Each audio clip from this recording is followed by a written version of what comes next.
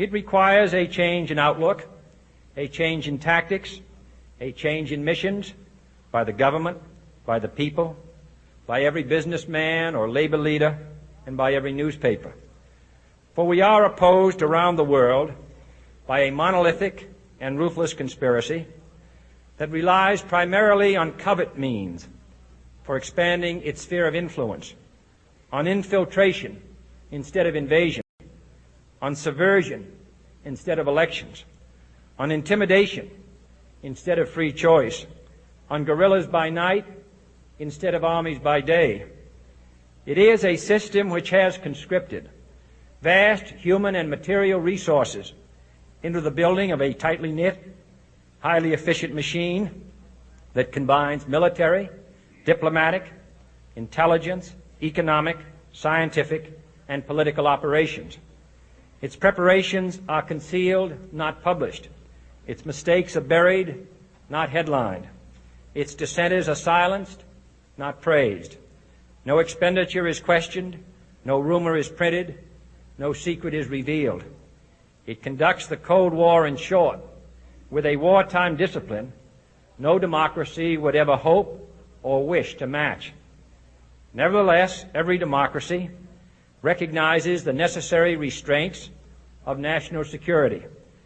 And the question remains whether those restraints need to be more strictly observed if we are to oppose this kind of attack as well as outright invasion. For the facts of the matter are that this nation's foes have openly boasted of acquiring through our newspapers information they would otherwise hire agents to acquire through theft, bribery, or espionage. That details of this nation's covert preparations to counter the enemy's covert operations have been available to every newspaper reader, friend and foe alike.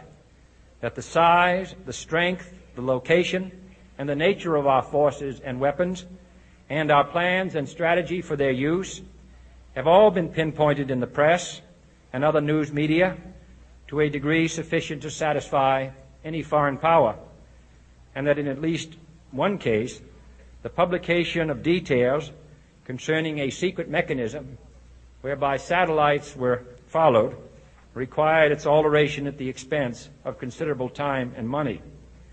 The newspapers which printed these stories were loyal, patriotic, responsible, and well-meaning. Had we been engaged in open warfare, they undoubtedly would not have published such items. But in the absence of open warfare, they recognized only the tests of journalism and not the tests of national security. And my question tonight is whether additional tests should not now be adopted. That question is for you alone to answer. No public official should answer it for you. No governmental plan should impose its restraints against your will. But I would be failing in my duty to the nation in considering all of the responsibilities that we now bear and all of the means at hand to meet those responsibilities if I did not commend this problem to your attention and urge its thoughtful consideration. On many earlier occasions I have said, and your newspapers have constantly said, that these are times that appeal to every citizen's sense of sacrifice and self-discipline. They call out to every citizen to weigh his rights and comforts against his obligations to the common good. I cannot now believe that those citizens who serve in the newspaper business consider themselves exempt from that appeal. I have no intention of establishing a new Office of War Information to govern the flow of news. I am not suggesting any new forms of censorship or new types of security classifications. I have no easy answer to the dilemma that I have posed and would not seek to impose it if I had one. But I am asking the members of the newspaper profession and the industry in this country to re-examine their own responsibilities, to consider the degree and the nature of the present danger, and to heed the duty of self-restraint which that danger imposes upon us all. Every newspaper now asks itself, with respect to every story, is it news? All I suggest is that you add the question, is it in the interest of national security? And I hope that every group in America, unions and businessmen and public officials at every level, will ask the same question of their endeavors and subject their actions to this same exacting test. And should the press of America consider and recommend the voluntary assumption of specific new steps or machinery, I can assure you that we will cooperate wholeheartedly with those recommendations. Perhaps there will be no recommendations. Perhaps there is no answer to the dilemma faced by a free and open society in a cold and secret war. In times of peace, any discussion of this subject and any action that results are both painful and without precedent. But this is a time of peace and peril which knows no precedent in history. It is the unprecedented nature of this challenge that also gives rise to your second obligation, an obligation which I share, and that is our obligation to inform and alert the American people, to make certain that they possess all the facts that they need and understand them as well, the perils, the prospects, the purposes of our program, and the choices that we face. No president should fear public scrutiny of his program, for from that scrutiny comes understanding, and from that understanding comes support or opposition, and both are necessary. I am not asking your newspapers to support an administration, but I am asking your help in the tremendous task of informing and alerting the American people. For I have complete confidence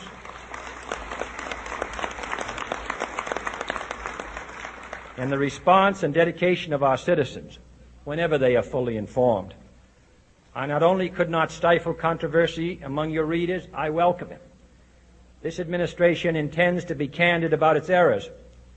For as a wise man once said, an error doesn't become a mistake until you refuse to correct it. We intend to accept full responsibility for our errors, and we expect you to point them out when we miss them.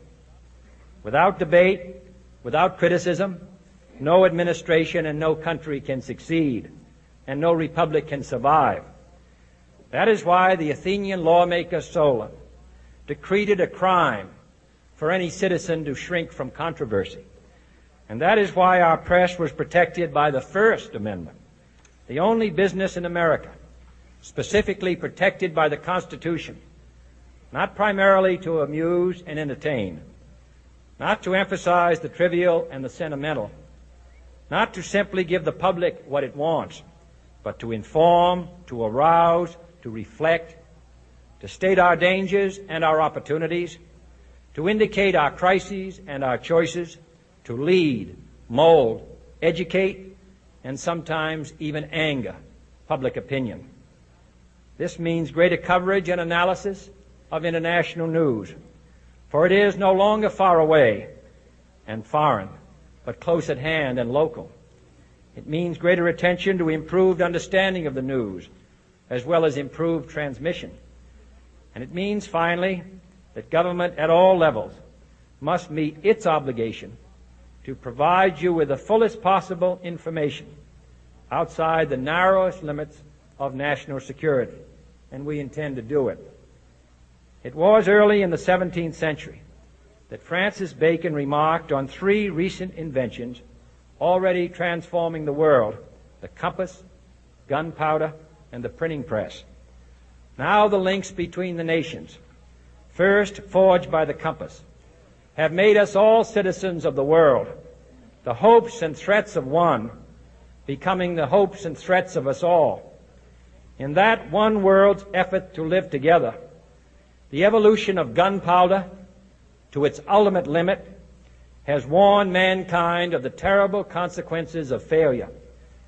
And so it is to the printing press, to the recorder of man's deeds, the keeper of his conscience, the courier of his news, that we look for strength and assistance, confident that with your help, man will be what he was born to be,